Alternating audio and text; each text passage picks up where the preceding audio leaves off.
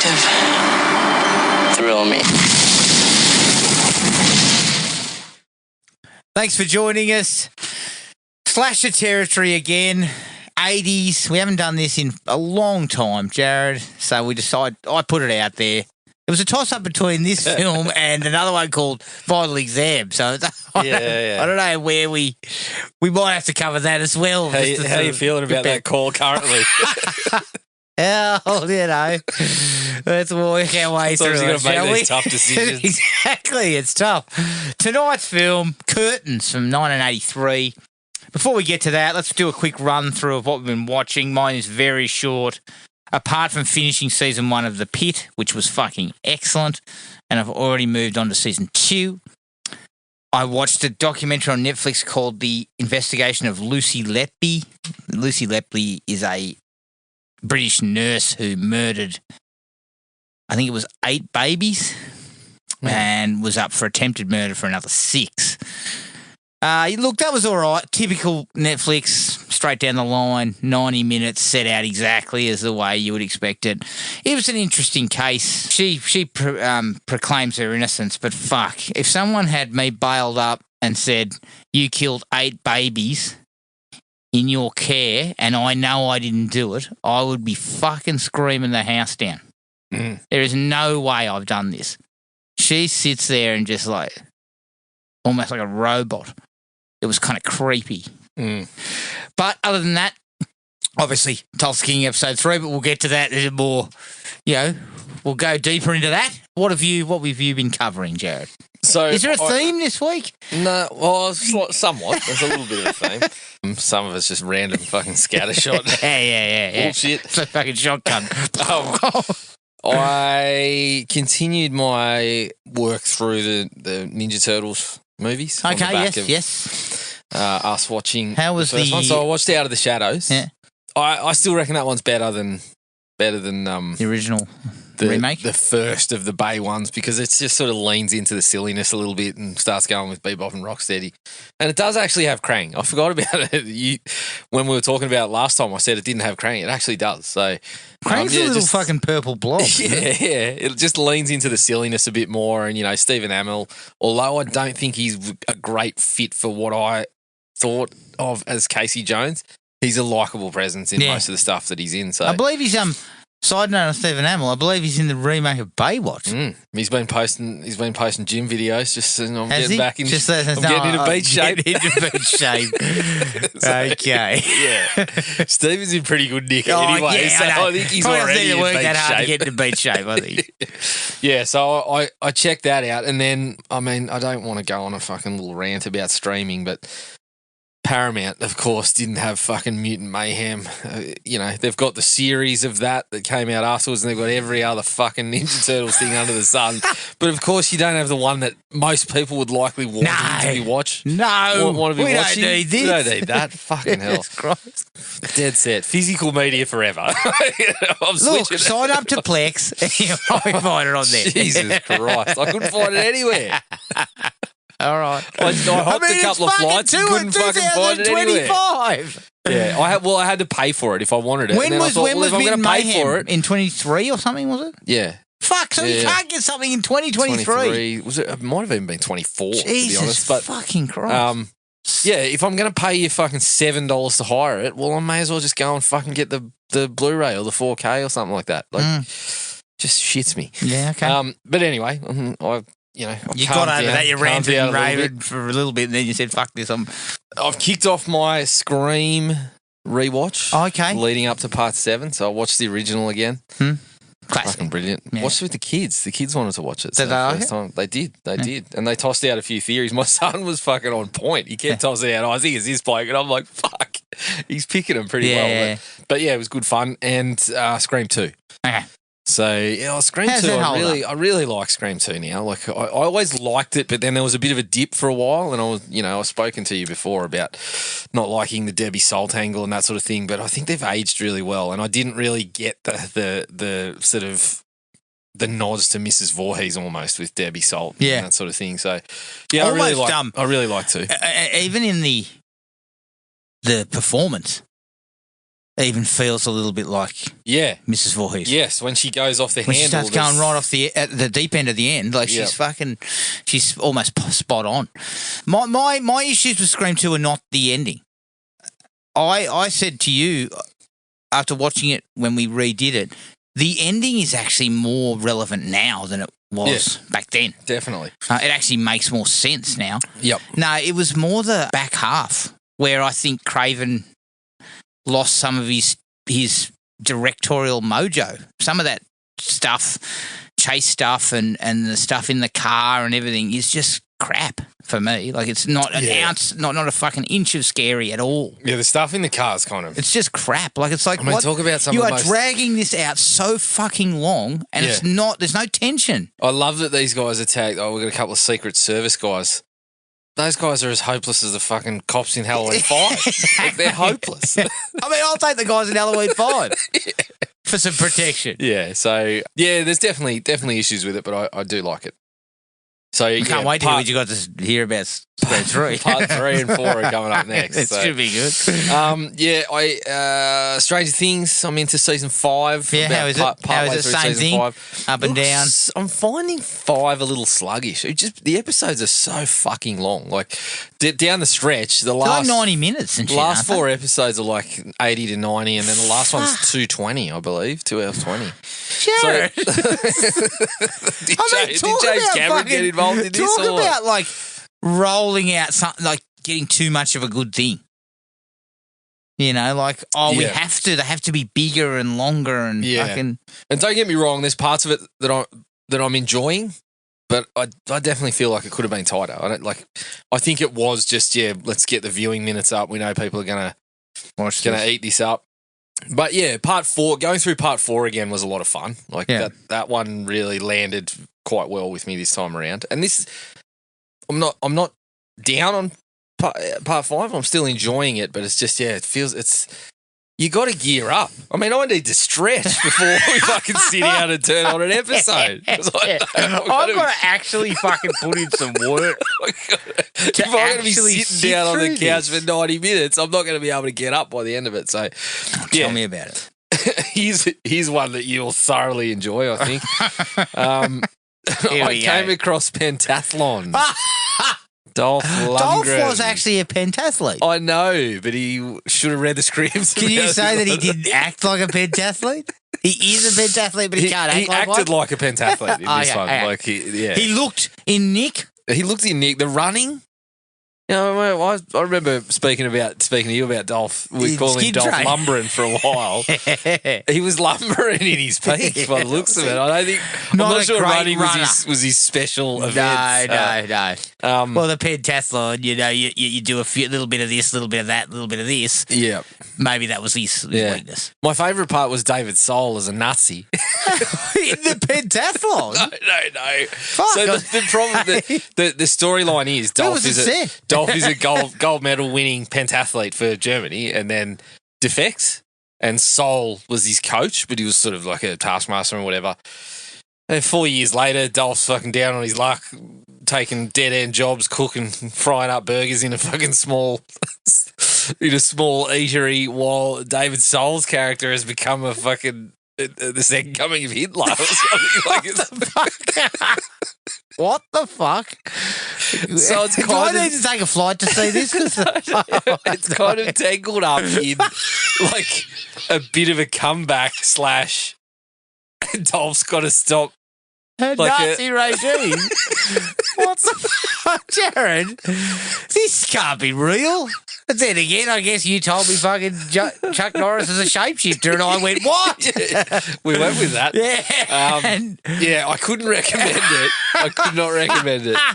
I know we've spoken about our fondness for Dolph, but also our recognition that Dolph probably should have started reading scripts himself. And for a fucking guy with an IQ of like 160, it seems like sometimes he either can't read or reads but doesn't take it in.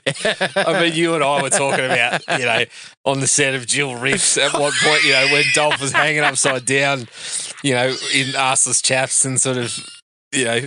Yeah. At what point he said, by his balls. "Can somebody get my agent on the phone, please?"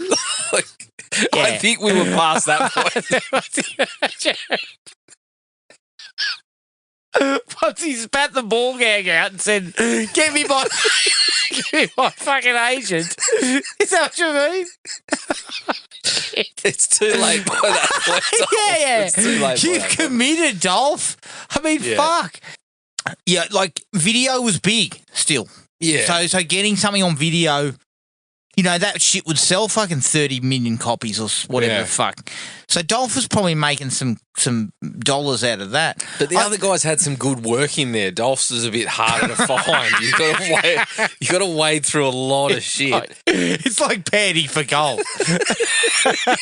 It is at this point. I believe Pentathlon was directed by Bruce Molmouth. It was. Who Steven Seagal said was a fucking worthless hack or something like that.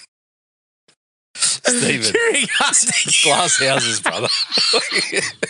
Yeah. Who the fuck are you to say that? So just calm down. Look, if I'm a director and Daniel Day-Lewis tells me I'm a fucking worthless hack, yeah, I think I'll take that. Yeah, okay. I don't really have the runs on the board to be challenging this one. Yeah, no. Look, I think Dolph just he just didn't find as many sort of, you know, things that we would say. Let's go back and check that out again. No. And most of them I've watched it once, and I care not to take another glance if I don't have to. Yeah, I don't want to be in another pentathlon. Is that what you're saying? Yeah. Oh, fuck. All right. Well, let's get off Dolph's back. Give him a break. Give him a breather. Yeah. And the last one was I went back to Samurai Cop. Samurai Cop. I found the riff tracks. Samurai Cop. That's always amusing. Yeah, it was a live show one that was on Tubi, so I jumped on there. I mean, fuck, that movie's funny. Even without the tracks. You know, my favourite part is his partner. How they constantly cut to his partner pulling a face. Like they cut to his partner will be going, or like they're just all over the show. Yeah. Aside from the shots where it's where they go close up after he'd fucking cut his hair and he's got the wig on. Yeah. Second favourite would be his mate's glances at the camera and he makes some kind of fucking dodgy comment to a nurse. Doesn't he at one point? Is that Samurai Cop? Maybe I'm getting them mixed up. Possibly, yeah. But he fucking hits a nurse up with this fucking awful comment, and then of course it cuts to his partner going, "Ooh, yeah, fucking hell, geez, mate, you're on tonight." Yeah. Well, that sequence is also like, you know how there's a female cop, who's constantly making gags about we should root each other and things like that. It's like this is kind of weird. Happening? Yeah, it's very funny. No one's weird. No one knows. It is very funny to watch. So maybe, I don't know, I did see Samurai Cop 2 on there, so whether I jump on and watch that. Is that the one that was made recently? Yeah, like 2016 or 2015 or something. I mean, my curiosity will get me. Touched late to the party, fellas, I think. But yeah, I might follow that up with another look at the Miami connection. Oh, yeah. Oh, hard ticket to Hawaii. Hard ticket, yeah. Classic. All right, Jared, that was everything? That's it. All right, fucking Tulsa King. Season 1, episode 3. Where did you stand on episode 3? It was good. Again, it seems to be more looking towards a bit of the longer term storytelling now. Yeah. So sort of unfurling things that are to come a little bit more in this episode. But again, some good things going on, a little bit of humour. I did get a couple of laughs out of Sly and the driving instructor and kind of some of the back and forth, especially the message at the end when he's like, that thing you're looking for, blah, blah, blah. Then he goes, don't call me back. Don't call me back. Yeah. That was, that stuff was pretty good. I like how they're sort of starting to get to old mate. Is it Armand? Yeah. Who is the guy that we kind of see that's seen Dwight around and he's clenching up. Fuck. So things are starting to happen there. So yeah, I was pretty happy with it. Yeah, me too. I thought it was, again, I give it a 3.5. I enjoyed it again. Nice mixture of humour and action. Yep. We get an explosion at the start, and we sort of tie in the ATF with what seems to be an Irish sort of gang. Is that the gist I got of that? Yeah, I'm still piecing that one together. But that's sort of I like the fact that that's kind of hung out there. Yeah, and we'll get to it. Just getting a few threads. We'll get to it. We've obviously got the fucking shootout and car chase involving during these fucking license tests, which I thought was amusing, and obviously it then ties back to our mate who's fucking shit himself and flies in town. So we better take him out. Yeah, but even with the mask on, he's like, you can see his eyes like dinner plates. And I also like that Dwight seems to be setting up another revenue stream with his little fucking, let's take a few laughing gas bottles to this bloody gig over here. Yeah, I like that they're kind of placing him as like he's seeing all the angles. Like when he rolls in, he starts telling, you might have a need for a fucking shitload of whipped cream. I like that, yeah. And obviously, the bloke is wet and panties left and right in this fucking episode. He, of course, gets beds down with Stacey again. Yeah. But then Dana Delaney, my read on it is she could barely contain herself when Sly's in the vicinity. Yeah, exactly. Is this all at Sly's request? You reckon? Yeah. Sly rolled into Taylor's hair and said, this is how it's going to be. Other than laughing at extras, he said, I need to be a fucking still a man's man. I need to be the most wanted man in Tulsa if you get my drift. Taylor Sheridan's like, oh, fuck. Yeah. All right. Sylvester, this guy would need recovery time. This guy can't root back to back. Like, he can't play back to back. You had to root the pilot. We had to wait till season 2 at least for you to recover from that. You're going to get physio. And you know what? I don't want to write scenes of you fucking getting physio. I did laugh. I had to laugh too where he comes in and rolls up to Dana Delaney and starts giving it the old, I'm a private investigator and I'm having a look at this. And she looks down and sees his hand-tooled alligator shoes or whatever he's got on. And her response is, I don't know who the fuck you are. And he says, I'm a private investigator. And she says, I'm fucking something or other. I'm an astronaut. Yeah, that's right. Says, she basically calls him out on his bullshit. But of course, before he leaves, he gives her the old, did you do writing lesson or whatever? And she kind of gives him a wry grin and says, a laugh. Call the number on the website or whatever. Like, I'd say, not for you, saggy ass. Yeah. I'd say, listen, mate, you'd fall off. Okay. Before we move off this, Joan, Sylvester's daughter. We saw her again. Yep. Where are we? Performance-wise, what do you got? What can you give me? I don't want to lay the boot in, but she's not an actress. She's dabbling. She's dabbling, but I think that delivery was better than the previous one. Slightly. For me. Slightly. And she's acting with Sylvester, so she's got nothing to fucking work with. Is that fair? So she's trying to sketch a portrait with a fucking blunt pencil. Oh, fuck, Dad, give me something. And he goes, you're a waitress. Just a fucking waitress. Yeah. No. Yeah, she says, give me something, Dad. And he's sitting there going, oh, sorry, what was that? I was just looking at the extras. There's a guy with one leg over there. Sylvester. Fucking Jesus. Just a modicum of professionalism from you, Sylvester would be nice. Fucking hell. But, yeah, look, I'm really happy where it is at the moment. Yeah, it's good. I think I'm really Very enjoying enjoyable. it. There's a looseness to it. Yeah. It's really starting to hit its stride. I mean, I was sort of, I haven't brought it up, but I'm like, we might need to get 2 episodes in because I'm rolling. I'm feeling listening it. right up to my the next stuff. episode. Yeah. I want to we get might be able to knock episode that out, but we're both using the same paramount. there could be a scheduling conflict. Yeah. I continue to be Get the confused fuck about. off, I continue to turn on, going, "Who's been watching Paramount?" And I'm, oh fuck, that's right, it's Adam. That's why my profile constantly has fucking shit that no one else you want to watch. I didn't watch that. Yeah, I just fucking stitch you up. But yeah, I agree. We might do a double next episode because I'm really enjoying it. I'm and they're sort of they're fairly sharp. It's they're meaty enough, but they're what 35 to 40. Yeah, something like 38. So they fucking fly by. Yeah, they're as quick as Sylvester in the sack. Yeah. Yeah, she's a 2-minute episode. It's a trailer. Yeah, because there's 10 minutes of stretching. Pre and post. Yeah, and then 20 minutes after, that's what it takes you to sit up. Sit up in bed.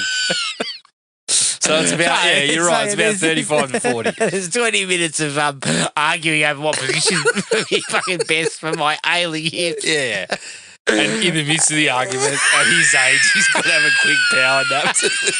Yeah, give me a 5. Quick 5. All right, okay, let's get into now. Take a break and go to the trailer for 1983's Curtains.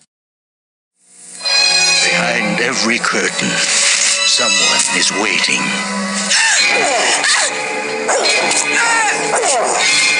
Someone is watching. Someone is hiding.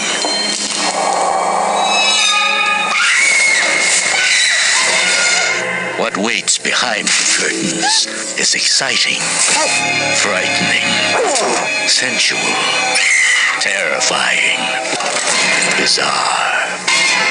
Curtains reveal what you expect and what you don't.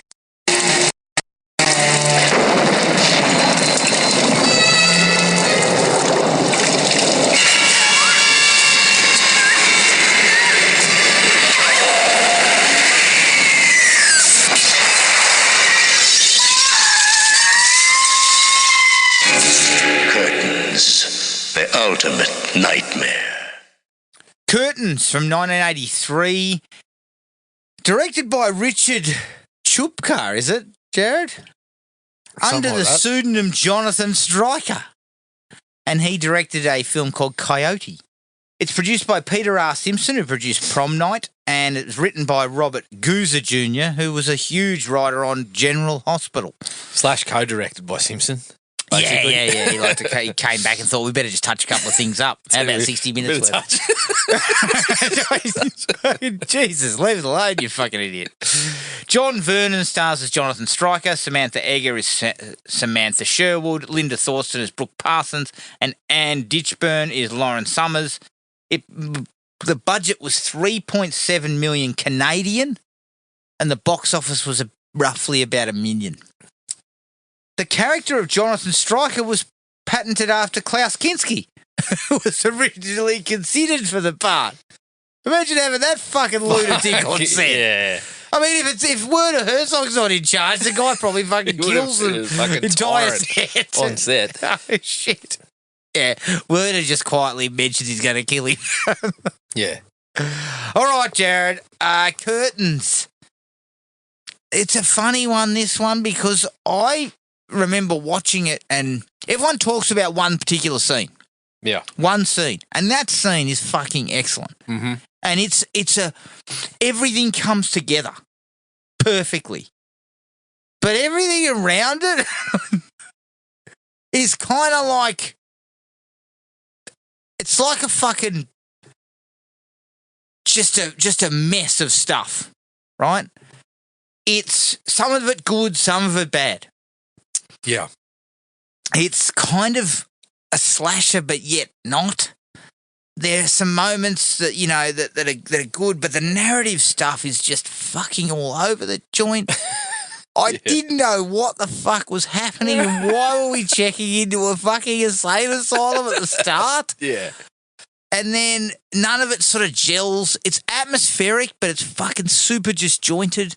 Like you can see the finger marks of this shit that was going on in the background. Like that it just doesn't make a lot of sense.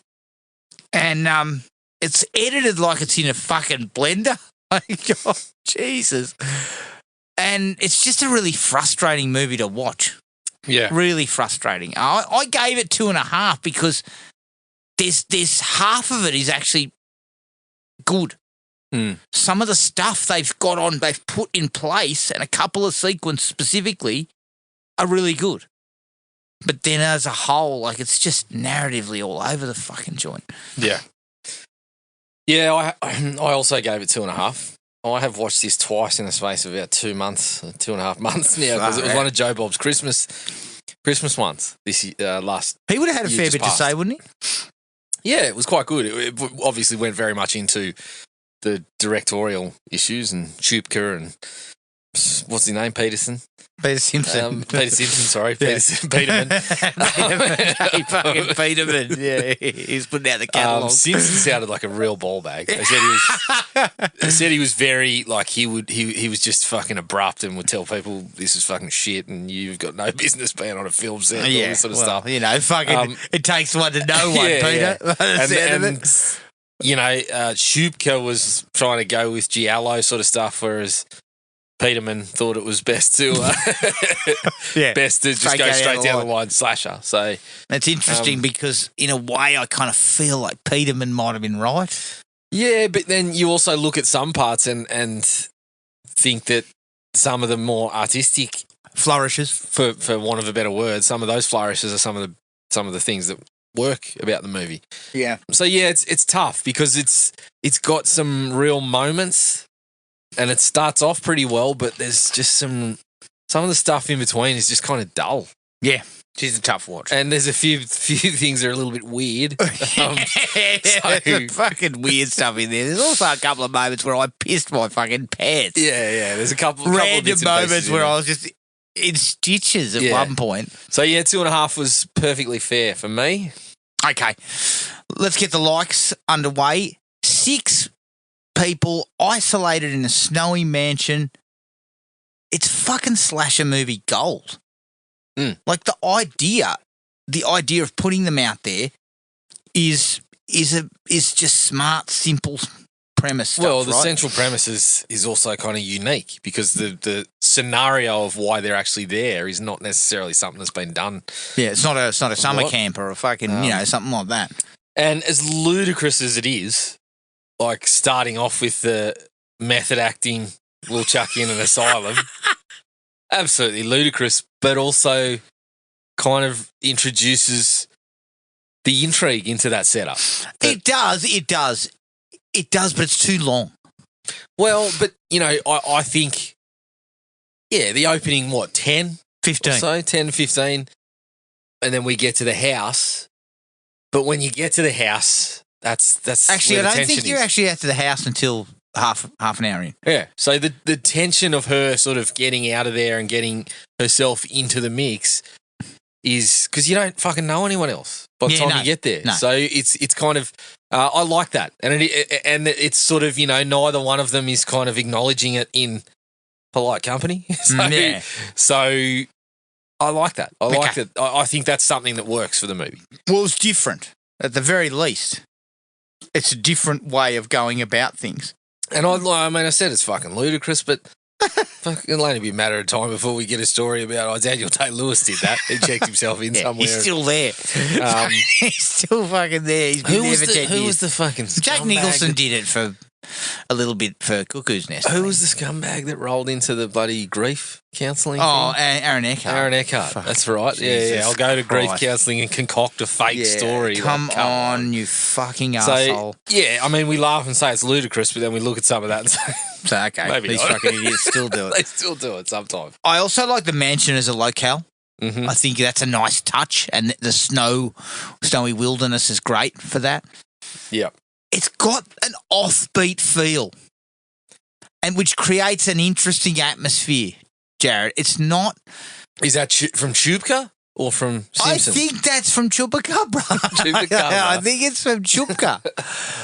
Because I think those are the things he brought, and I think then Simpson... And again, if I'm led to believe that he reshot maybe half, is that correct? Yeah. I think those are where the problems lie with the editing.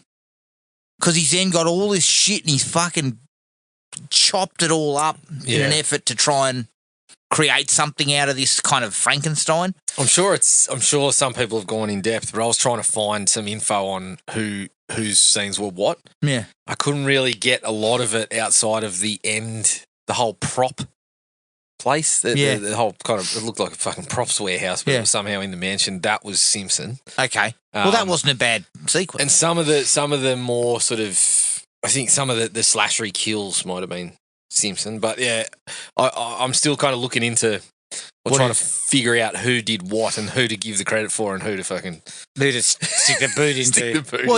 You got to stick the boot into fucking Simpson because you didn't need to cut it up. I get the feeling that Chupka might have given you something. Maybe it might have been a bit slow, but I think you would have had something more artistic with him. But what I like, though, about that atmosphere and stuff and the offbeatness is it's actually a lot different to a lot of the other 80 slashers.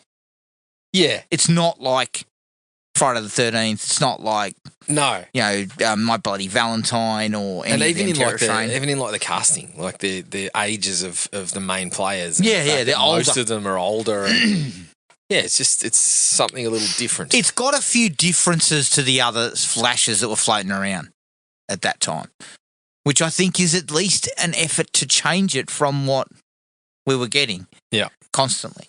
And by 1983, the fucking subgenre was starting to hit the toilet. So you needed something different. John Vernon sounds like Leslie Nielsen. I was waiting for Don't Call Me Shirley. Yeah, it's no surprise that he did a lot of voice acting. Yeah. He's got one of those solid sort of voices. Yeah, I think he's actually strong. Deep timber. From being named like a fucking B-movie action hero. Jonathan Stryker. But yeah, you can imagine that voice kind of booming over a movie set and telling someone, giving him the James Cameron, don't give me what I asked for, give me what I want. That sort of shit. Yeah, I'm not a fucking mind reader. But yeah, he plays the scummy pretty well too. He's a fucking cold son of a bitch. Yeah, he has his moments, put it that way. This is where I laughed fucking heartily, Jared. When the girl who is sort of, they set up that, and I'll get into it because it's in my fucking dislikes, it's just kind of a scene, involving the actress who's sort of faking being attacked in her apartment. In the gridiron jersey. Shocking fucking sequence. Yeah. Terrible. Talk about too long and fucking boring. But her boyfriend, when she rolls over and says, I better give you something to remember me by, and then the camera pans away and we kind of, we get down to some lovemaking. He's commentating like fucking John Madden. He's fucking going, oh yeah, well, I can be myself and you can be yourself and that'll be different. I was like, what the fuck are you on about? yeah, he was a ball. Fucking greatest thing in the movie for me. Yeah. I was laughing my ass off. Yeah. Also, side note on that, why do we wear fucking stockings on our heads? You've mentioned this before. No, but it's fucking ludicrous. The funniest thing too is when you try to do that. Stuffing a massive mustache in there. No one's going to work it out. It doesn't remove the tash. No, that's right. It's still there. It's fucking hilarious. Robin Banks with fucking your wife's fucking underwear on your head. An idiot. Yeah. Great stuff. The dolls. Real missed opportunity, but when they're there, they are fucking real creepy. Yeah, I mean, the only positive I could say about them is the look of them is certainly creepy. They work that out nicely, but then what's the outcome of it? Fucking nothing. Yeah. Peter forgot that. Chupka was pissing around with his fucking lighting and his focus. And Peter, what's the doll doing here? Oh, don't worry about that. I don't know. No, I think that's a Chupka thing. The doll's the Chupka. Yeah. For sure. Yeah, no, I think it is. Like it's very nobody on set in there and have nobody on set knows why the fucking dolls were there. Yeah, like not at all. Are we blaming sort of the Italian filmmakers for that by extension? Maybe giving him sort of the inspiration. Maybe inspiration for fucking nonsensical just stuffing something in there that looks great, but What's the relevance of it's a script, Peter? Oh, who knows? I don't know. But the doll on the road is real creepy because it's Yeah. raining and shit, and there's no reason for that thing to be out there. Although, why does it fucking grab her? And she gets run over. Was that the dream when it grabbed her? Yeah, that was a dream. Sorry, but fuck, Yeah. why is that happening? The first kill was all right. The hag mask is quite effective, The hag mask is good. and good. you kind of hear the grunting of like the fucking stab wounds. You know, like that. At least that sort of gives a human element, human presence. Yeah. And the hag mask is actually a bit of a winner. Yeah, it looks great. It does look good. really look good. It's very creepy. It's kind of like certain scenes you look at it, maybe the Richard Chilka scenes. I don't know. You look at it and it looks like just like an old person. Yeah. And then other scenes, it looks fucking horrific. Yes. Like it's just they managed to just get a couple of different sort of perspectives on it. There is one make it scene. work. I'm not saying old people look horrific. I'm saying it looks different between those two. There is one scene where it doesn't work. I'll get to that. It's one of my favourites again. Speaking of laughers, Yeah. I love the bit where the skater's eavesdropping on Sherwood and Stryker, and Stryker is just in full arsehole mode. She says to him, "You never intended to get me out, did you?" And he goes, "Well, I did what I thought was best for everyone involved." Doesn't he say, "I don't think you've been cured." Yeah, he goes, she says, "You're deserting me in asylum." "Oh, was it your idea to commit yourself?" And then, "I'm not sure you've been cured." And it's like, dude, just own up. He is fucking Yeah, I was going to leave you there. He's fucking gaslighting like an asshole the whole fucking time. But the way that he's delivering it too, he's fucking stern. He's like, "I'm not sure you've actually been cured." Settle down, mate. This was all a ruse. Yeah, I know. Do you get that? We were having a fucking prank, dipstick. And it's a Go bit over the easy. top. Like, you couldn't have just called and said, "Hey, let's break up." You've concocted some scheme to convince me to commit myself to an asylum, and you're going to leave me there. That's a fairly drastic step, isn't it? No, I know. I mean, what was the sex not up to fucking par? I mean, I don't think fucking 6 months in a mental hospital is the best way to fucking tell me that. Yeah. Just tell You me said to piss off, we'll go wasn't our good. separate ways. Yeah, exactly. The ice skating sequence is fucking excellent. This really good. is where all of the stuff comes together. Yes. And what I mean by that is like the snowy location, the directorial flourishes, the fucking editing actually works, the whole weird angle of it, the dolls. And the all key of it. shot of like starting far away and the skater coming closer, it's not actually as long as I remember it being, Yeah. but it's fucking super effective. But the slow-mo works there. It's, you know, her. Yep. So all of that works, although fuck me, the woman runs like a fucking, like she carries the doll and runs like going, like, fuck the doll, I'm getting out of there Yeah. at pace, I Jared. don't need the doll. And also the sickle is a good sort of combination with the hag. mask. It all looks great. I know, all hags usually carry sickles around. Well, it's an All older the sort hags of, I've met. I mean, she looks like she's of the age where she grew up fucking cutting in the fields or something. Like, Yeah, exactly. that's just what you had to do. After school, you get out in the fields with your sickle. Yeah, exactly. One of my favourite lines, I wouldn't pirouette into bed with you and skate on your face. Yeah. Some of those lines just come across as you're bursting out laughing. Brilliant. Yeah. Yeah. Good stuff there. That's the funniest thing. It's the comedian, isn't it, that says that? That's the funniest thing she says says the all whole fucking movie. Yeah. The decapitated head in the crapper. Unexpected. Always Pretty lame. effective. Hell. Is that what I mean, you could have cut the head out. And that's sort of the general reaction what? sometimes when I open a crapper. Yeah, well, Jared. It's like, for me, if I got up to take a dump at night, when you're sleepy, Yeah. you've woken from sleep and you got to go to the bathroom, and you usually kind of just wandering out there with the eyes partially closed. I'd have opened the crap and seen the head and fucking still sat out. Yeah, it's documented that you've seen worse in a toilet. So, I wish it was a head. yeah, head, triple decker. Like, what's worse? Not a fucking shit lasagna. Like a shit lasagna or a fucking head. I'll take the head, thanks. Any day of the week. Oh, fuck. I'd rather find a head every week for like 6 months. That's where the John Vernon coming in with a Leslie Nielsen-esque gag would have been perfect. Something about a rough meal last night or something. What did you eat? Yeah. That was a missed opportunity. It was. The death of the girl in the dance studio. This has got Chupka written all over it. Yes. And Jello written all over it. We spend minutes farting around with the dance scene. Yeah, that's Chupka for sure.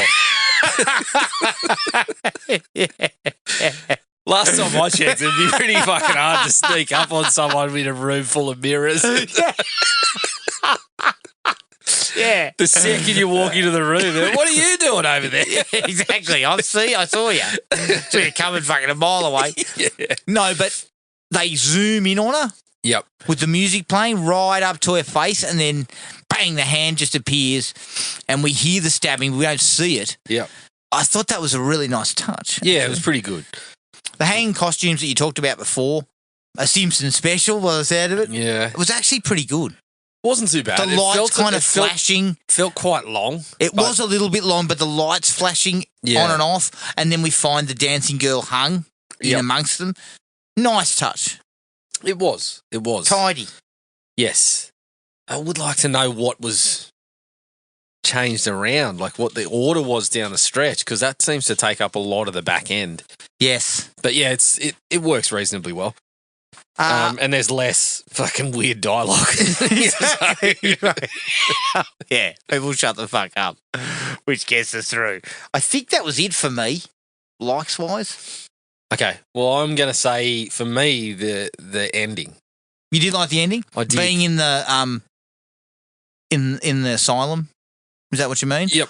I thought that was effective. Of them sort of coming into the kitchen and then working out, oh, fuck. Both of them. Going into the spoilers, they've both fucking done something. Sherwood is not the killer, but she did kill Stryker, which, I mean, I'm not convinced you're fucking... I think he might have had it coming, but... Yeah, he did. He did. But she's essentially responsible for killing 2 people, and then the killer... killed the rest. Yes. It doesn't hold... It doesn't really explain it very well. No, it doesn't explain it well, but then I think going straight to the asylum and delivering the fucking set is not a bad way to go. Again, it's a bit more sort of stylish.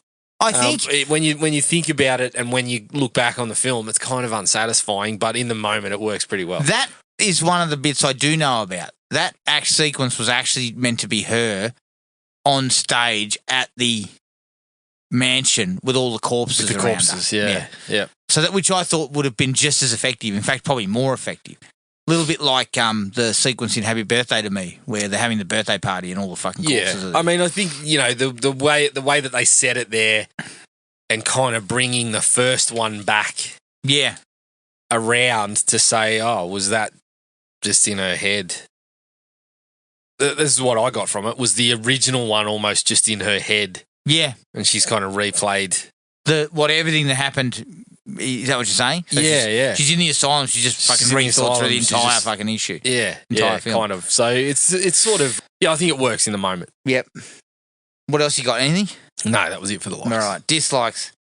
I don't think I say this very often, Jared, but it was almost too stylish. There was so much fucking happening. It was so over, kind of like there's a lot of darkened shots. There was a lot of fucking slow-mo at times in weird spots. There was weird edits where, like, for instance, the girl sitting in her apartment, that boring sequence we talked about, and then cutting quickly to someone climbing the stairs and then back to her and then back. Are you saying Advantage Simpson at this point? Advantage Simpson, yeah. Advantage Simpson. Shubka was too... Chupacabra was fucking... He was feeling himself a little bit too much? I think so. Now, what you would wanted if you were a producer who wasn't a fucking dildo is you want to harness a Chupka and his style, but try and place it in a more straight ahead.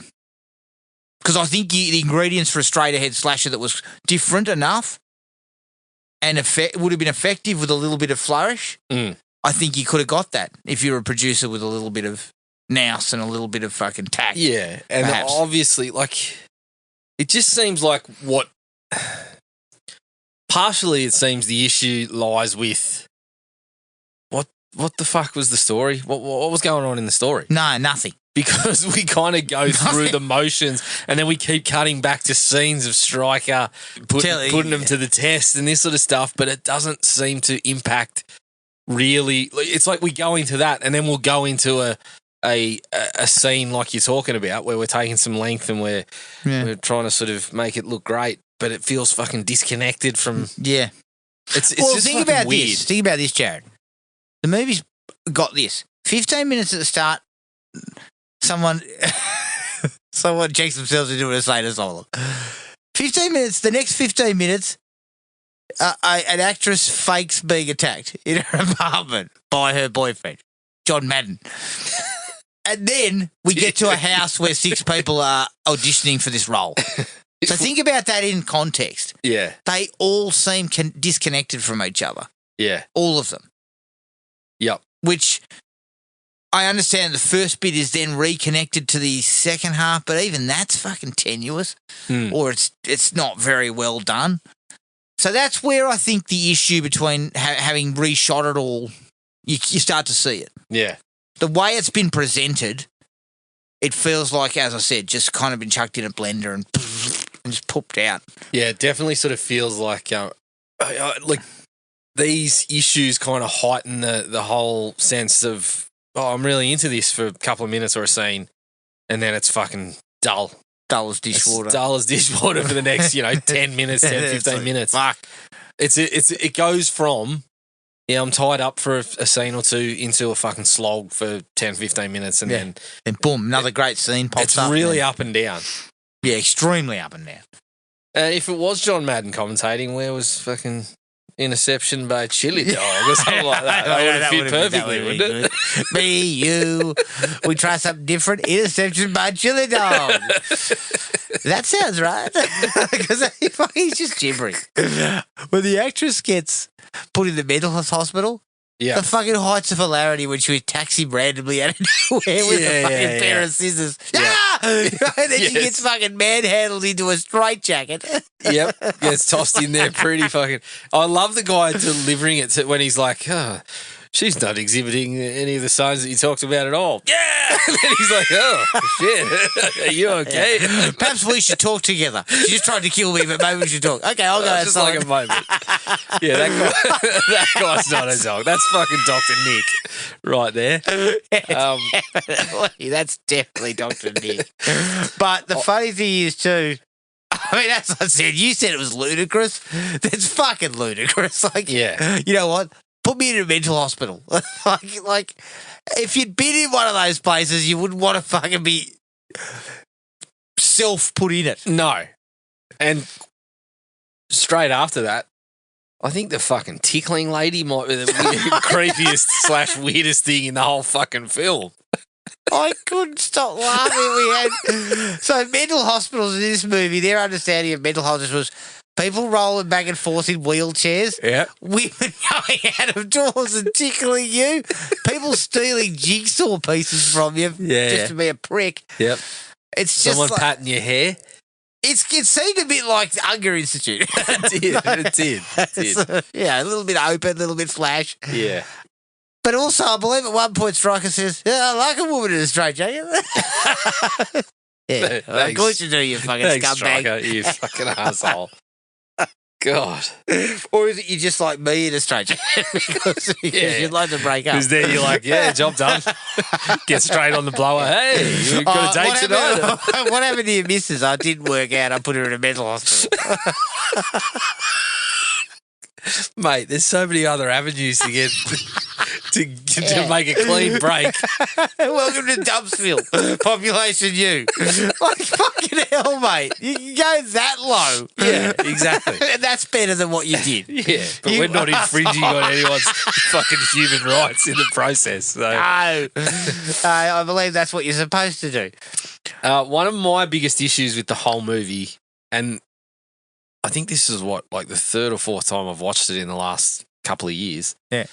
And it keeps coming back is why do you want to watch this so often? oh, it's just like opportunity, I guess. Like the fact that I'd seen it, but then Joe Bob put it on, I was like, oh, I better watch it again. Then you're blowing up my phone. What about curtains? Oh, yeah, fuck, all right. Why not? Why not do it again? But then it makes perfect sense for a director to be looking at a number of women who look somewhat alike for a film role. Yeah. But as a film, there's so many sequences where I'm just like, which one's that again?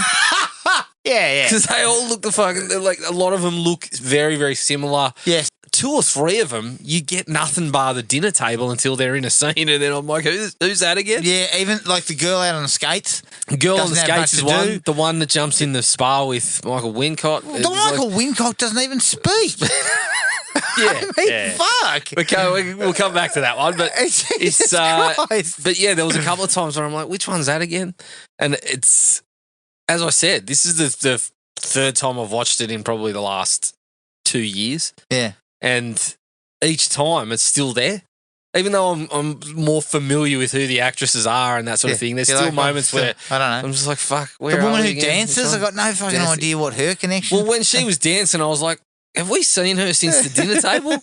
I fucking didn't know. I don't think we had. I think there was one. I think there was, but it's just in the it's- kitchen with the comedian. Yeah, it doesn't work very well. There's no sort of differentiating or developing anyone to a point where I'm just like, no, yeah, nothing. Like those characters are fucking as paint by numbers as you can get. Like, yeah, there's really very little in the character development angle. The only one who's developed is fucking Stryker. yeah, pretty much. Even the killer. Well, it's like, what the fuck do we know, really, apart from the fact that you're a comedian and you're desperate to be in Hollywood? So coming back around to what you just said, there's 2 things that I question, like, why are they there? Michael Wincott is number 1. Yeah. And I believe he might have been a casualty of the coming back and reshooting half the movie. But Simo. yeah, other than jumping in the hot tub with the first woman that looks in his direction, Wincott. what else Wincott does he do? won, everyone else zero. He does that. he gets fucking goes for a drunken ride on a snowmobile. And then disappears. That's the end They of said it. something about He collects a bit of wood. Sorry, I he's believe collecting he a bit of wood there crashed somewhere. back through. He's meant to crash back through, like in the other cut, Yeah. crash through the window or whatever on the snowmobile. Dead. Yes. Wasn't he yeah. also standing out there fucking taking photos of the skating girl? Was that him? Yeah, I thought he was collecting wood at that particular time, but he might have No, been he had photos. wood. Well, still from He the had previous wood from evening. the previous evening, yeah. But yeah, I like see that was prime example. He's frolicking in the hot tub, and I'm like, which girl's he with? he was with. I fucking don't know. Like, he's Michael Wincott, so whoever he wants, I guess. Yeah, I guess, yeah. Whichever. Whoever's not busy with Stryker at the current time. Whoever's not fucking being abused by Stryker fucking God. 24/7. Now, back to that sequence involving the girl in the apartment. What the fuck was that? That was shit. That's got to be Simpson. That was real shit. What was the purpose? I mean, it About added that. nothing. Added absolutely nothing. Nothing. Apart from the fact that, yes, she was going to stay there and she's one of the actresses and then she's kind of murdered before she even gets there. And we met that guy for 2 minutes, and I fucking wish I hadn't. Yeah.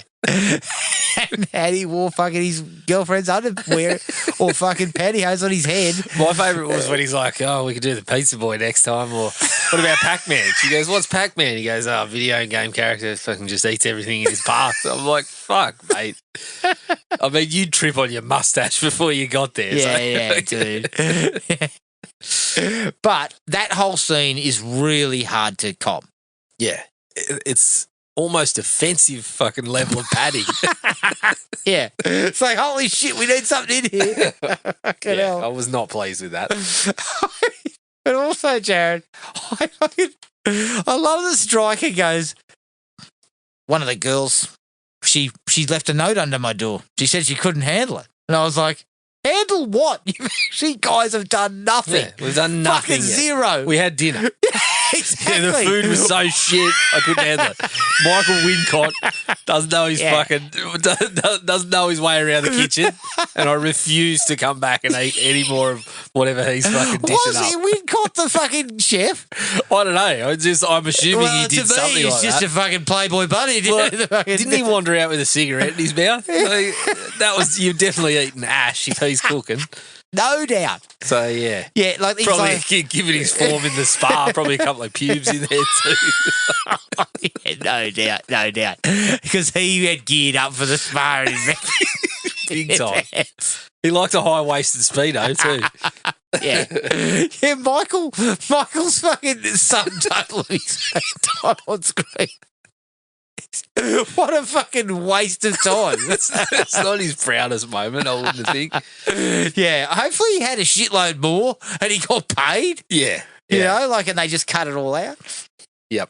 Because it actually seemed like a bit of a holiday. Like you couldn't handle it. I'm like, fucking hell, so far you guys have basically seem to have your feet up. Yeah, it's pretty easy so far. I haven't had much other than a couple of snide comments from other people that are going for the role, but that's par for the course, isn't it? Yeah. Like, you know, how the dinner's lovely, you suck. Yeah. That kind of thing. Dinner's lovely except for the cigarette ash in it. But, Yeah. Who did the cooking today? Because I found fucking several pubes in my dinner. Yeah, this that's chicken, Michael. This chicken's about as rotten as your fucking acting. That's what we got over the table. This chicken's still got feathers on it. Oh, no, that's pubes. Sorry. Yeah. It's a wiry feather. Oh, Jared. You know what, though? I'm going to come to my least favourite hag mask bit. Okay. Where fucking Striker throws the hag mask at whatever her name is and says, put this on. And he puts it on, and he goes, seduce me. And he goes, no talking, just grunting. That's a pretty hard task there. I mean, look at it. I was like, fucking Lee Strasberg didn't roll this sort of shit out in acting class, I'm sure. Yeah. But yeah, his methods, I like that we go for that, and then 20 minutes later we get some breast fondling. And then all of a sudden he bursts out from behind the breast and goes, not like that. He starts getting stuck in and telling her, you're a man and you're supposed to be this. And I'm like, Jesus, dude. What are we actually auditioning for here? I know. I mean, fuck, you'd be worried that it was like Stick. Yeah, that's exactly right. I'm getting uncomfortable. Yeah. You're getting a note under the door tomorrow morning because this is definitely I'm uncomfortable. I definitely can't handle this. Definitely. Side note: apparently that's Shannon Tweed. The breasts only. Rightio. We better get Shannon Tweed down here to show her fucking tits, because no one else is keen on it. Well, Striker was. He was pretty happy. Yeah. I noticed they shot him from the waist up in that scene, so I shuddered to think what else was going on. You know what, though? Seduce me by using just fucking monosyllabic grunts. I mean, what do you do? I say, this role's not for me. That's what I say. What? Audrina, is she a hag? Yeah.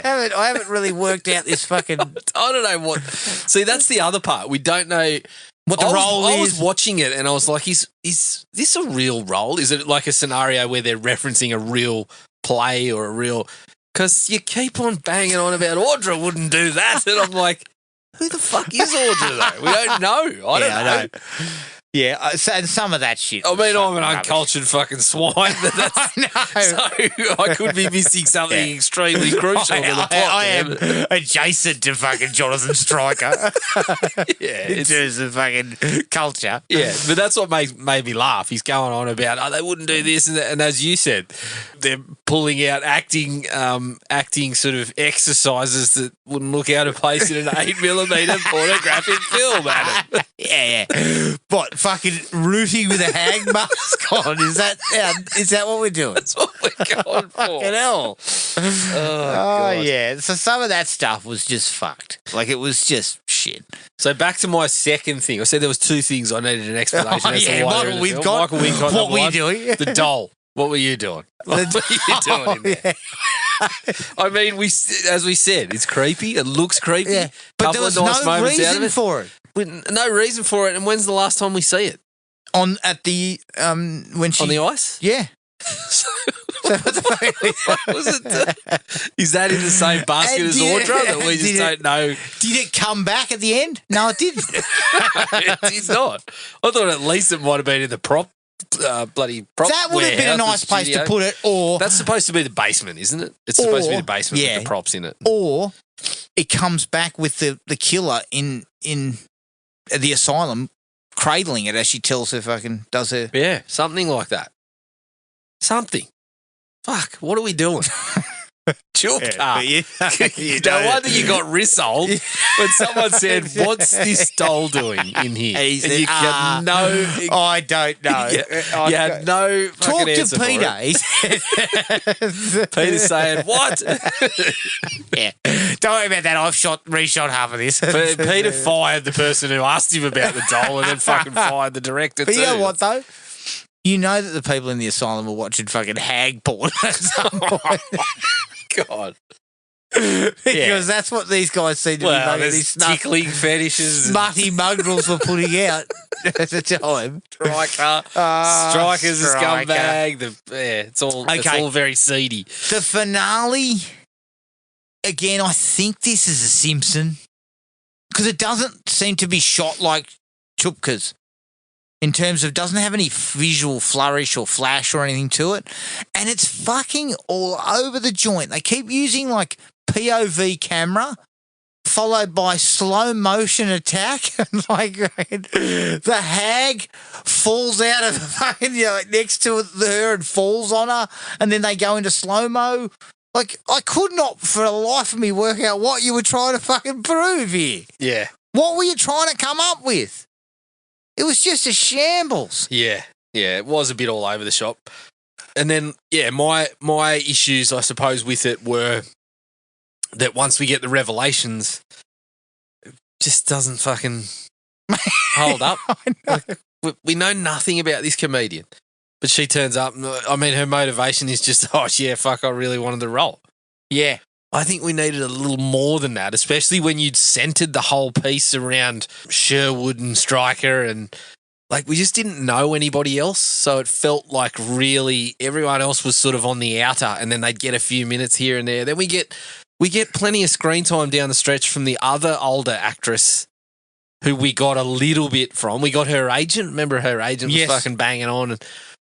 But even her, we didn't really have anything with her outside of that till the last fucking half hour. But also the comedian makes a lot of comments early on about basically fucking, why am I here? Like I fucking put a fork at me, I was I'm asking done. too. I'm asking the same question. Like I'm no chance of getting this role. Yeah. And I'm like, but at the end you're talking about he'd do anything for the role and and this kind of rubbish. Like, well, this is the thing. We're talking about some of those story elements where we're like, just fucking streamline a little bit and stop going into mental institutions and stuff like that. But then in this area, it's like, give us something. Yeah, like, I know. It's almost like they chose to kind of like undercut that. And again, that probably, I'll bet you that comes back to like Simpson and reshoots. Because you would have had time. Yeah.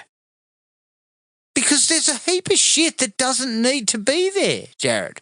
Well, fucking 10-minute scenes of Mustachio. Fucking scumbag. Mustachioed scumbag number one, tucking his head under a fucking stocking. Yeah, going Like, fucking, we hey. didn't need him at all. And the other girl was in it for, her role could have honestly been, I'm driving to the audition. Well, she doesn't, we don't see her driving to the audition, but, you know, getting prepped for the audition and getting killed as she did in that fashion. We could have done it with fucking five less minutes of her. But Jared, I'm going to throw this at you. And I know that you were happy with, reasonably happy, like you accepted the asylum stuff. It was ludicrous, but it was like you kind of enjoyed it for what it was. Kinda. But surely there were other ways to make that occur without the asylum. Oh, so she got I passed think over for the role. I think that part was okay. Like, You were all right with that. we could have trimmed maybe some of the scenes in the asylum. Okay, trim that entire thing with the girl. But and the I think we needed mustachioed some of old mate. it because it showed her that she's oh fuck, I've made a mistake here pretty quickly. Oh shit, I'm in an asylum. Maybe I did shouldn't not do want this. to be here. Maybe I shouldn't do this method bullshit.